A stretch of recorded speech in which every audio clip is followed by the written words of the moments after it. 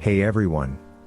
Welcome to Reddit Star. Today's video is titled, Am I the a-hole for refusing to support my wife through her diagnosis after her infidelity? Please make sure to like, subscribe, and hit that notification bell. Let's jump right in. My wife and I had a pretty normal marriage. No kids, both employed and really happy together. For 99% of our relationship we didn't have any major problems. We made time for each other, so on and so forth. She recently went away with her friend for a girls' trip. The first 2 days after she came back everything was fine, and on the third we went to dinner with this friend and her boyfriend. Dinner went well, came home and went to bed. Wife woke me up in the middle of the night crying saying there was something she had to tell me. Long story short, she had cheated on me the entire trip and her friend had cheated on her boyfriend as well. Apparently the dinner together caused her to have an attack of conscience because she messaged my wife after I had fallen asleep telling her that she was going to come clean to her partner and my wife had to tell me as well or she would. We talked, yelled, cried. I spent most of the night sick. Told me it was just a horribly stupid decision and was perfectly happy with me, which honestly makes it worse. Why risk a happy marriage for an affair? It wasn't my fault. The usual. I've been staying at my sister's place while we figure out the divorce. Before this went down she had been scheduled for tests and scans for what we thought were relatively non-serious health problems. Turns out we were wrong, as I was just contacted last week by her cousin telling me a scan revealed cancer.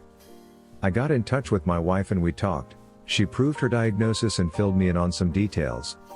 She was understandably terrified and begged me to come back, to talk to her, hug her, give her a chance, to be there with her. I told her I wished her all the best. I'm very sorry for what she's going through and know she's strong enough to make it through, but while I'd help financially from a distance, I wasn't physically going back. They, not her, have been harassing me, telling me to man up and go to her. My own friends are split 50-50. I don't want to go back. Before anyone pulls this is probably why she cheated. Card, no. We had a good marriage. We had a sit-down talk every month to discuss anything wrong. We were solid.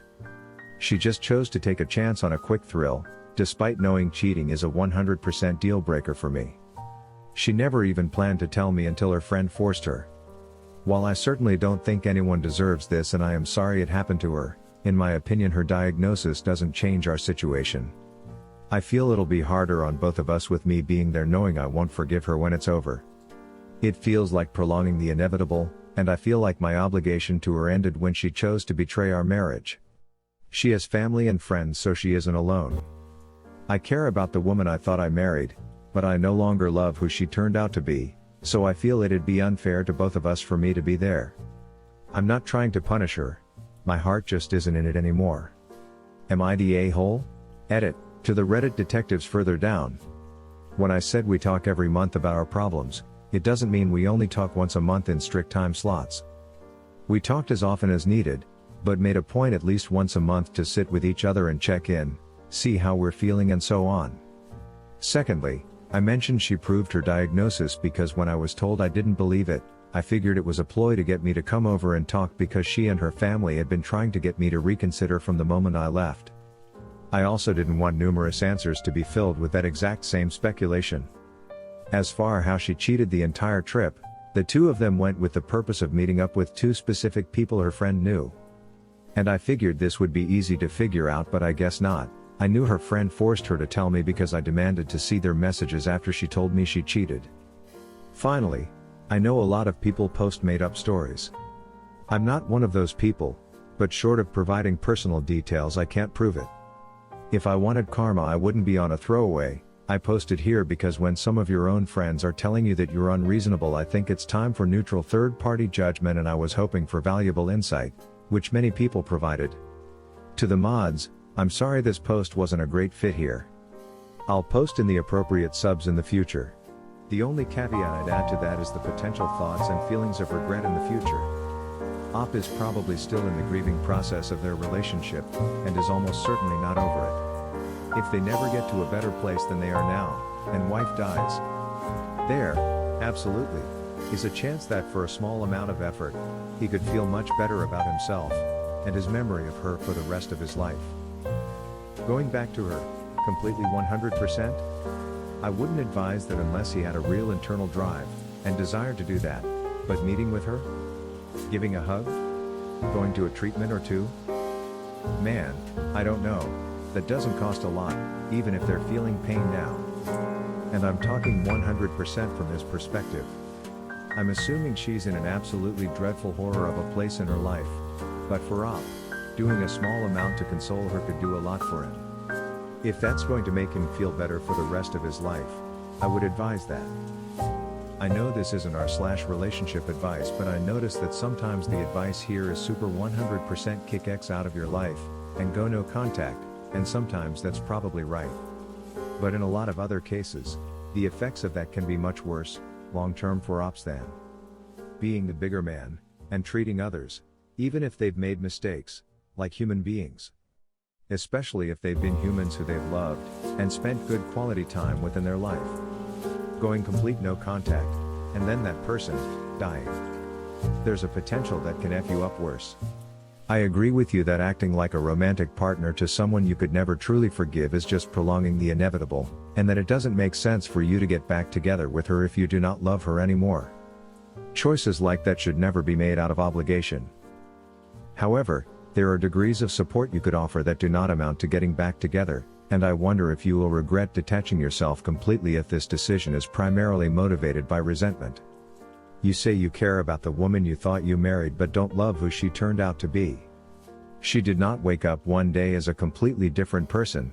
The same person you married also made a horrible mistake and cheated on you. This same person is now also facing a terrifying future.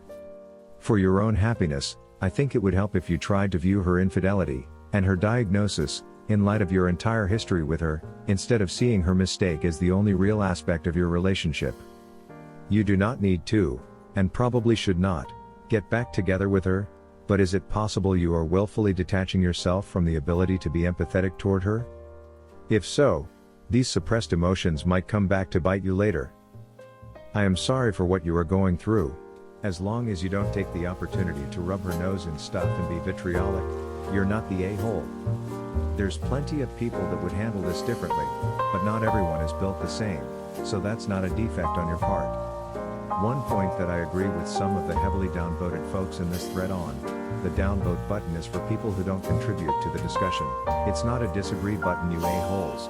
Is that how you treat others is a reflection on who you are as a person, regardless of what they've done. What they have done is a reflection of who they are.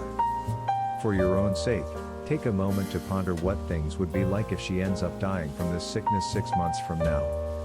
Are you going to be satisfied living the rest of your life with the decisions that you have made? Because once she has died, there's no going back, apologizing and making up for it. You don't want to be left thinking less of yourself in hindsight for decades for your actions and a time of great pain for yourself. Let me be very clear. I am not suggesting in any way that I think anything that you have done is the wrong thing. I'm just recognizing that so much of what's involved here is subjective and based on emotions. What you can live with, and what she can live with, isn't something someone else can tell you, or judge you for.